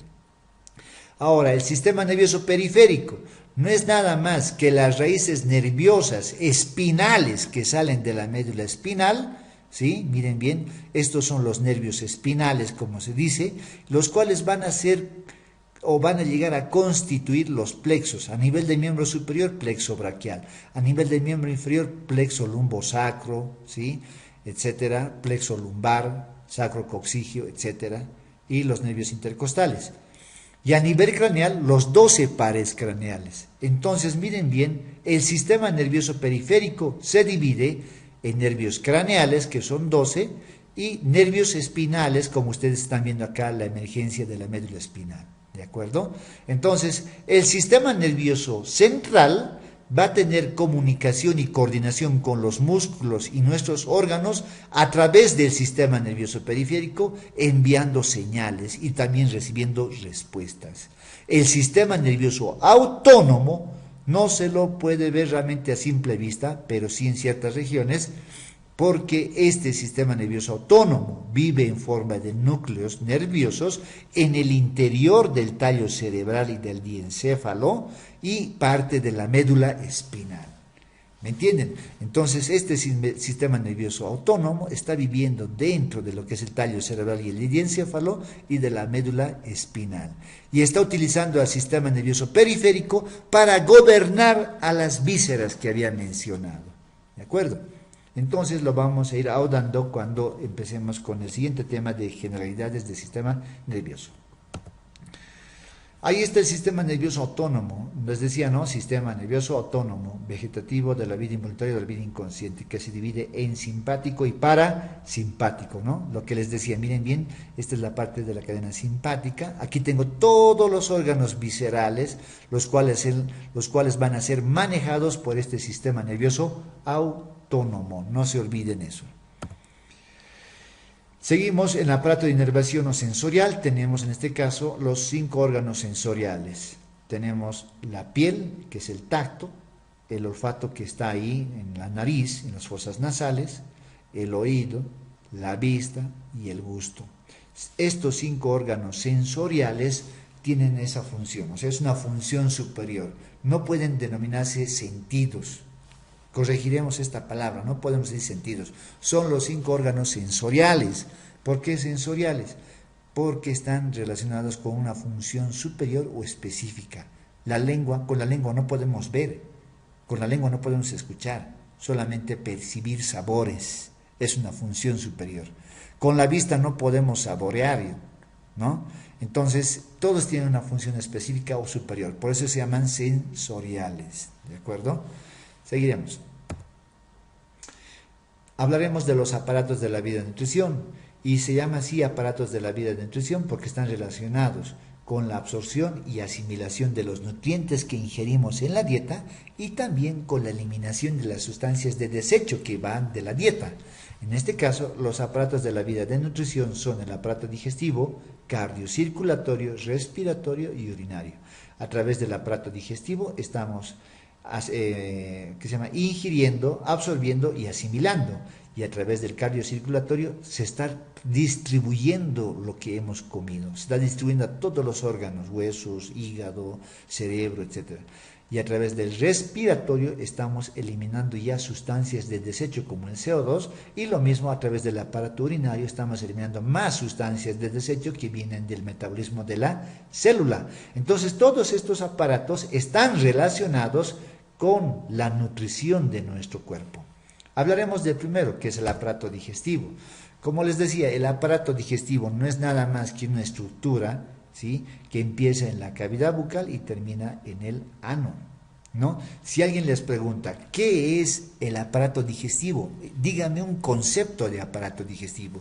El aparato digestivo no es nada más que un conjunto de órganos y tejidos con estructura y función diferente, pero que todos trabajan en forma coordinada para llegar a un objetivo común: nutrir a nuestro organismo.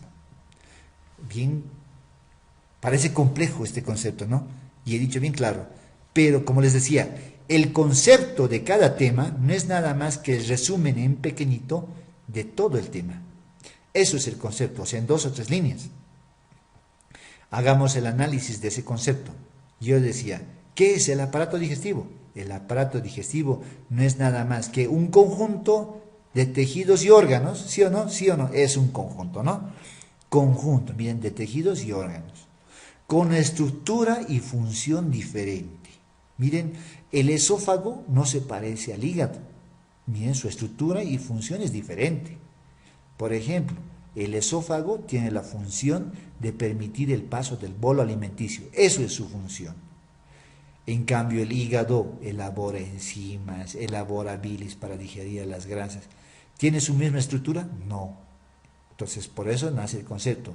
Es un conjunto de tejidos y órganos con estructura y función diferente. La boca, ¿qué función cumple? Masticar, insalivar, degustar, vía accesoria de la respiración, formar el bolo alimenticio. Miren bien, tiene una función diferente, una estructura diferente. La boca no se parece para nada, ¿sí? La boca no se parece nada al esófago, no se parece nada en estructura y en función al estómago. Entonces, ¿qué es el aparato digestivo? Es un conjunto de tejidos y órganos con estructura y función diferente, pero que todos trabajan en forma coordinada. La boca, ya sabemos qué función cumple. Mastica en saliva, forma bolo alimenticio y percibe los sabores. El esófago, paso del bolo alimenticio. El estómago no es nada más que una dilatación, es la porción más dilatada del tubo digestivo, que inicia la primera etapa de la digestión y absorción. ¿Qué hace el intestino delgado? Absorbe la mayor parte de los nutrientes que ingerimos en la dieta. Eso es lo que hace el intestino delgado. ¿Qué hace el intestino grueso? El intestino grueso, su función es la de absorber la mayor cantidad de agua y elaborar la materia fecal. Si alguien les pregunta el intestino grueso, ¿cómo se divide? Ustedes tienen que decir en 3. En ciego, colon y el último, recto. Y otra cosa es que les diga cómo se divide en colon, colon ascendente, transverso, descendente e ilio pélvico, ¿no? Entonces el intestino grueso se divide en 3, ciego, colon y recto. Entonces nuevamente, el intestino grueso tiene la función de absorber agua, la mayor cantidad de agua, y formar la materia fecal. ¿De acuerdo? Entonces miren bien, dense cuenta, el aparato digestivo está constituido por tejidos y órganos con estructura y función diferente. Intestino delgado absorbe nutrientes, intestino grueso absorbe agua y elabora la materia fecal. Miren bien, su función es diferente. ¿Qué hace el hígado? Elabora bilis, elabora anticuerpos, ¿no ve? Entonces elabora proteínas, etcétera, y metaboliza y detoxica. Entonces no tiene la misma función que el intestino o el estómago. Pero todos trabajan en forma coordinada para un objetivo común. ¿Cuál es ese objetivo común? Nutrir a nuestro organismo. ¿De acuerdo? ¿Listo? Entonces, nuevamente, el intestino, o en este caso el aparato digestivo, se va a dividir en tubo digestivo y glándulas anexas. Y las glándulas anexas son las glándulas salivales y los órganos anexos mayores al aparato digestivo, como el hígado y el páncreas. ¿De acuerdo? Bien, entonces no se olviden, ya sabemos del concepto y qué función y qué estructura tiene cada parte del aparato digestivo, que se lo va a detallar también en su momento dado. El aparato digestivo tiene múltiples funciones, les decía. El alimentarse es un arte. ¿Y por qué digo un arte? No es nomás agarrar y comer por comer como lo hacen los animales, ¿no? El animal, la vaca es un rumiante, mastica, mastica, mastica, tiene creo 5, 6, 7 estómagos, luego regurgita, por eso es rumiante, traga y lo vuelve a regurgitar y sigue mascando, traga y lo vuelve a regurgitar y sigue mascando, pero no siente sabores de cierta manera, lo hace por alimentarse, nada más, es por instinto. En cambio, el ser humano tiene esa capacidad de poder percibir distintos sabores. Y por eso que les decía que el alimentarse es un arte, saber hacer la mezcla de alimentos y sabores para llegar a ese máximo placer del deleite al degustar un alimento. ¿Me entienden? Es por eso que los chefs se encargan de hacer esas mezclas para que la mezcla del sabor llegue a ese gusto y placer de alimentarse, ¿no? Entonces, como ustedes pueden ver aquí, ven cómo los micronutrientes atraviesan la pared intestinal del intestino delgado para llegar a la sangre, ¿no? Seguiremos. Hablamos del aparato cardiocirculatorio. Como ustedes pueden ver, el aparato cardiocirculatorio va a estar conformado por el corazón y los vasos sanguíneos. Aquí podemos ver el corazón, que es un órgano muscular hueco que se encarga de bombear sangre y distribuir este flujo sanguíneo con nutrientes y oxígeno a todos los tejidos y órganos de nuestro cuerpo, a todos, cerebro, hígado, riñón, etcétera, ¿no? Entonces, los vasos sanguíneos, como ustedes pueden ver, se van a dividir, miren bien, en arterias que están acá de color rojo y en venas. Las arterias son las que salen del corazón con sangre oxigenada y nutrientes, eso sí tienen que saberlo. Las arterias son las que transportan oxígeno y nutrientes y están llegando hasta la unidad más íntima, que es la célula de todo tejido y órgano, transportando oxígeno y nutrientes. O sea, miren bien cómo los vasos sanguíneos empiezan de gran calibre, a medida que van llegando y distribuyéndose, se hacen de mediano calibre y al último, miren bien, de pequeño calibre, terminan en arteriolas, luego capilares. O sea, en vasos sanguíneos mucho más pequeñitos para llegar a la célula, transportando el oxígeno y los nutrientes y el agua. ¿Me entienden? En cambio, las venas son vasos sanguíneos que están retornando al corazón. O sea, están transportando sustancias de desecho como el CO2, y sustancias del desecho del metabolismo de la célula que había mencionado anteriormente, y lo está llegando al corazón también. Miren bien, acá tengo una vena, cava superior, que recoge la sangre venosa de toda la cabeza y los miembros superiores, y aquí tengo la vena cava inferior, que recoge la sangre venosa de todo el abdomen y miembros inferiores y llega al corazón. ¿Me entienden? Entonces está transportando CO2 y sustancias de desecho de todas las células. ¿Me entienden? Pero vamos a ir a desglosar cómo está conformado. Hablaremos de la circulación menor y la circulación mayor. Miren bien, aquí tengo el corazón esquemáticamente, ¿sí? Esta sería la circulación menor que llega a acaparar en el pulmón, y la circulación mayor o sistémica, que sería esta que se distribuye en todo el cuerpo. Sí o sí tiene que salir por los brazos de gran calibre, mediano, pequeño calibre, hasta llegar a los capilares, a la unidad más pequeña, y es ahí donde los capilares arteriales se transforman en capilares venosos y luego tiene que retornar nuevamente al corazón, como ustedes pueden ver. Miren bien, este es el corazón, les decía. El corazón se divide en 4 cavidades. Miren bien, aurícula derecha, que es esto, ventrículo derecho. Esta sería aurícula izquierda y este sería ventrículo izquierdo. Miren acá, del ventrículo derecho sale la arteria pulmonar, que tiene que ir a ambos pulmones. Pues se llama arteria pulmonar, que sale del ventrículo derecho. Del ventrículo izquierdo sale esta arteria, que es la arteria aorta, como ustedes pueden ver, transportando nutrientes, oxígeno, lo que les decía. Y como ustedes pueden ver, miren bien, el corazón con estas 4 cavidades fisiológicamente se divide en 2, el corazón. Anatómicamente tiene 4 cavidades, fisiológicamente el corazón se divide en 2. Corazón derecho o venoso, corazón izquierdo o arterial. ¿Me entienden? Entonces, para mayor entendimiento de la circulación menor o mayor, lo vamos a desglosar esquemáticamente al corazón y de cómo vamos a entender la circulación menor y mayor. ¿Me entienden? Entonces, partiremos de lo que les decía para que me entiendan mucho mejor. ¿Listo? Esto es un esquema simplificado de la circulación menor y mayor. Vayamos a esta situación del esquema, como les decía. Bien, aquí hemos desglosado esquemáticamente al corazón derecho o venoso. Aquí tenemos al corazón izquierdo o arterial. El corazón derecho, como ustedes pueden ver, aquí tengo las 2 cavidades, la aurícula derecha y el ventrículo derecho.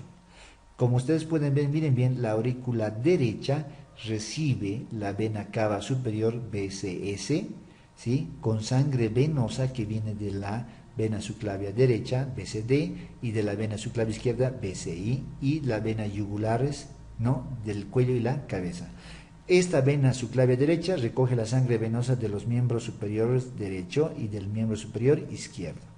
Entonces, miren bien, a través de la vena cava superior, la sangre venosa de la cabeza, cuello y miembros superiores llega a la aurícula derecha. A través de la vena cava inferior, la sangre venosa recoge del abdomen y de los miembros inferiores. Llega a la aurícula derecha. ¿Me entienden? Entonces, de la aurícula derecha, como ustedes miren cómo aparecen las imágenes, de la aurícula derecha, ¿sí?, miren bien cómo la sangre con CO2 viene de estos cementos que he mencionado.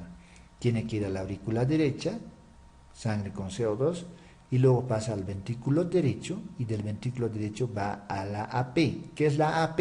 Arteria pulmonar. La arteria pulmonar tiene que dividirse a la vez en 2. Aquí no lo he esquematizado en 2. Entonces, esas 2 ramas, derecha para el pulmón derecho, izquierdo para el pulmón izquierdo. Esquemáticamente lo he simplificado y aquí podemos ver cómo la arteria pulmonar termina sí o sí en capilar. Este es el capilar alveolar, venoso, transportando CO2. Esto es el alveolo del pulmón. Esto es el alveolo del pulmón.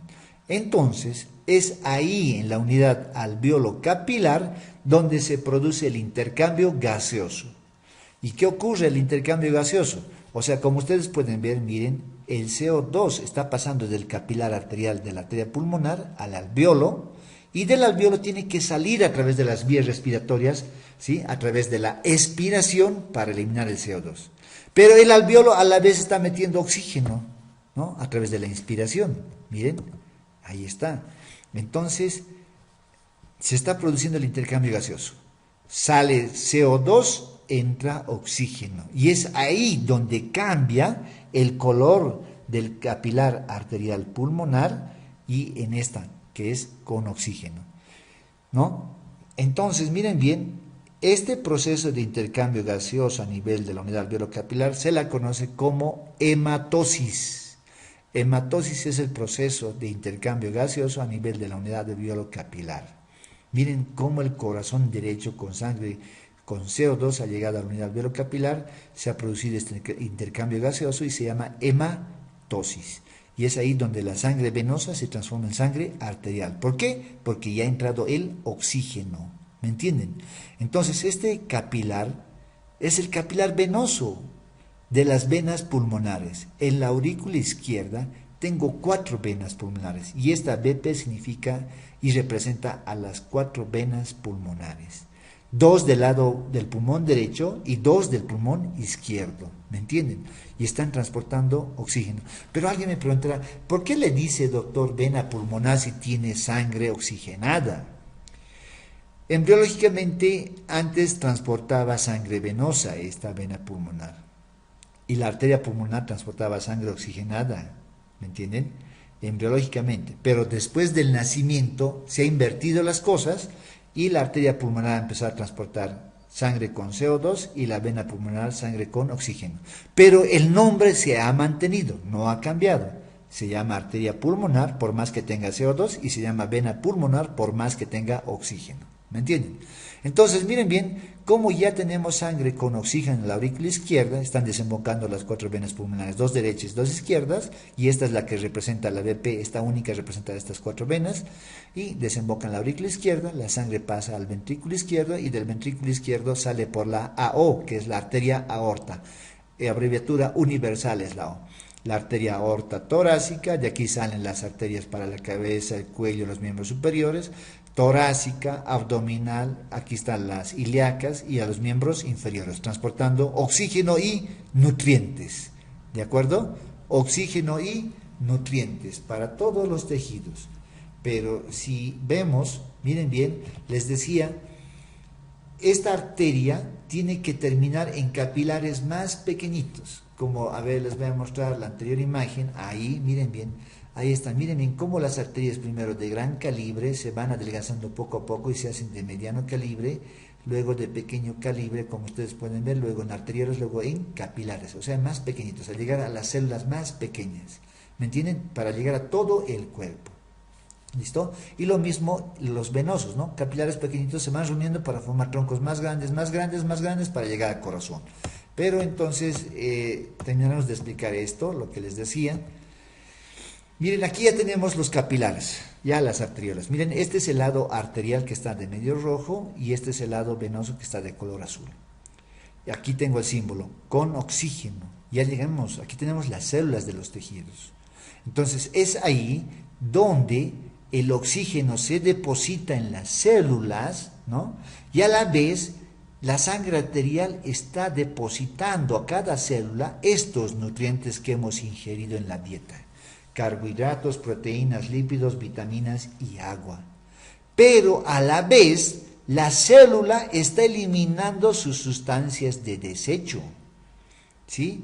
Entre ellas la más principal, ¿qué es esto? El CO2. Gracias al CO2, la sangre arterial o roja rutilante cambia a rojo color vino, o en este caso color dicroico también que se llama, ¿me entienden? Entonces, color vino es como el vino tinto, ese es el color de la sangre venosa. La sangre arterial es rojo rutilante, rojo escarlata, ese es el rojo vivo, ¿me entienden? Porque tiene oxígeno y nutrientes. En cambio, la sangre venosa es sangre color vino o color, como les decía, dicroico, ¿me entienden? Y eso es debido a la concentración de CO2 y a la concentración de todas estas sustancias de desecho que están mencionadas acá, como la creatinina, urano, nitrógeno glicosérico, amonio, fosfatos, sulfatos, hidrogeniones, ¿no? Todas estas sustancias de desecho las elimina la célula, llega por la parte venosa, ¿no? Y miren bien cómo tiene que llegar al corazón derecho, a la aurícula derecha con CO2 y todas las sustancias de desecho. El CO2 se elimina por el alvéolo, ¿sí? En la expiración, y se transforma en oxígeno, como les decíamos acá, porque se intercambia, pero a la vez sigue transportando las sustancias de desecho para eliminarse por el riñón. ¿Listo? Bien, espero que me hayan entendido esta parte. Bien, el aparato respiratorio. El aparato respiratorio va a estar conformado por las vías respiratorias, que son las fosas nasales, la faringe, la laringe, la tráquea, los bronquios, ¿no? Entonces, estas vías respiratorias se dividen en vías respiratorias altas y bajas, que en su momento dado lo vamos a explicar, y los pulmones. El pulmón derecho, el pulmón izquierdo, que son dos verdaderas esponjas, que están llenas de sacos, que son sacos alveolares, donde se produce el intercambio gaseoso que habíamos mencionado, ¿no? Que lo vamos a detallar en su momento dado. Luego el aparato urinario. El aparato urinario va a estar constituido por los riñones derecho e izquierdo y las vías urinarias. Las vías urinarias se van a dividir a veces en vías urinarias altas y bajas, como ustedes pueden ver. Las vías urinarias altas están conformadas por los cálices menores y mayores. Esto es el cáliz menor, y todo esto, la unión de cáliz menor más cáliz menor, cáliz mayor. La unión de varios cálices mayores tenemos la pelvis renal y luego el uréter. Entonces, todo esto constituye vías urinarias altas. De ahí deriva el término en diagnósticos de infección de tracto urinario alto. Cuando ustedes escuchen ese diagnóstico y dice infección de tracto urinario alto, la patología asienta en todas estas estructuras que están mencionadas acá. ¿No ve? Cálices menores, cálices mayores, pelvis y ureter. Cuando hablamos de ITU bajo o enfermedad de tracto urinario bajo, estaríamos hablando de la vejiga y la uretra. Eso es tracto urinario bajo o ITU bajo. ¿Entienden? ¿Listo? Entonces, conocido también como cistitis, cuando se enferma por un problema bacteriano o infección bacteriana. Cistitis o infección de tracto urinario bajo, o sea, afecta a la vejiga y a la uretra. Bueno, riñón no es nada más que un órgano glandular mixto. ¿Por qué se llama mixto? Porque tiene una función de secreción endocrina, porque las sustancias que lo vacía al torrente sanguíneo llegan a ser las hormonas, como la eritropoyetina, que es imprescindible para la formación de glóbulos rojos. Y la función exógena del riñón es la de filtrar la sangre y formar la orina. O sea, está eliminando la orina, que no es nada más que un filtrado del plasma sanguíneo, con sustancias de desecho que vienen de las células. Y aquí hemos puesto las funciones del riñón. Control de la homeostasis corporal del agua, de la presión arterial y de los electrolitos. Control de la presión arterial mediante el sistema renina-angiotensina-aldosterona. Eliminación de sustancias de desecho que hemos dicho, síntesis de eritropoyetina que estimula la formación de glóbulos rojos y regulación del metabolismo fosfocálcico, que en su momento dado lo vamos a aprender también. Bien, tenemos por último el aparato reproductor masculino y femenino, cuya función y objetivo es de estos órganos preservar la especie. El aparato genital masculino como femenino se van a dividir en órganos genitales externos, tanto en el varón como en la mujer. En el varón tenemos el pene, que es el órgano de la cópula, y los órganos genitales externos de la mujer llega a ser la vagina y la vulva. Y los órganos genitales internos en el varón llegan a ser los testículos con las vías espermáticas, la próstata, las vesículas seminales. Y en la mujer, los órganos genitales internos es el útero, las trompas uterinas y los ovarios. ¿Listo? Los ovarios y los testículos son conocidos en forma general como gónadas, que llegan a ser también órganos glandulares mixtos, porque, digo mixtos porque tienen una secreción endocrina elaborando hormonas. El testículo elabora testosterona y lo vacía al torrente sanguíneo, la testosterona. La mujer en el ovario elabora los estrógenos y la progesterona y también va al torrente sanguíneo. Ambas hormonas, estrógenos y progesterona en la mujer, ayuda a que todo el organismo funcione bien. Cuando llega la menopausia, estas hormonas, estrógenos y progesterona declinan. Y es ahí donde empiezan ciertas patologías degenerativas que habíamos hablado anteriormente, como la artrosis, las fibromialgias, ¿no? Y en el varón, lo mismo, la testosterona vacía el torrente sanguíneo. Entonces, ambas gónadas, testículo y ovario, son órganos glandulares mixtos. Entonces, elaboran hormonas porque son endócrinos, elaboran y vacían al torrente sanguíneo. Exógenos porque el testículo elabora espermatozoides y el ovario elabora óvulos, los cuales tienen que salir por la trompa uterina, llegan al útero. Si no son fecundados, son eliminados a través de la regla o menstruación cada mes. Y el espermatozoide es eliminado hacia afuera durante cada eyaculación. Entonces, por eso que las gónadas son órganos glandulares mixtos. ¿Listo? Bien, yo creo que con esto hemos terminado. Espero que les haya sido de su agrado y nos vamos a estar viendo muy prontamente. Para cualquier duda, aclaración, estoy presto a colaborarles y realmente les deseo lo mejor de lo mejor. Espero que empiecen con esas ganas, con esa voluntad, y nuestro deber como docentes es motivarlos a seguir estudiando. Bienvenidos a esta casa, que es su casa, la unidad de morfológicas. Reciban un gran saludo nuevamente, un abrazo fraternal y espero que les vaya muy bien durante toda esta gestión. Muchas gracias y hasta pronto.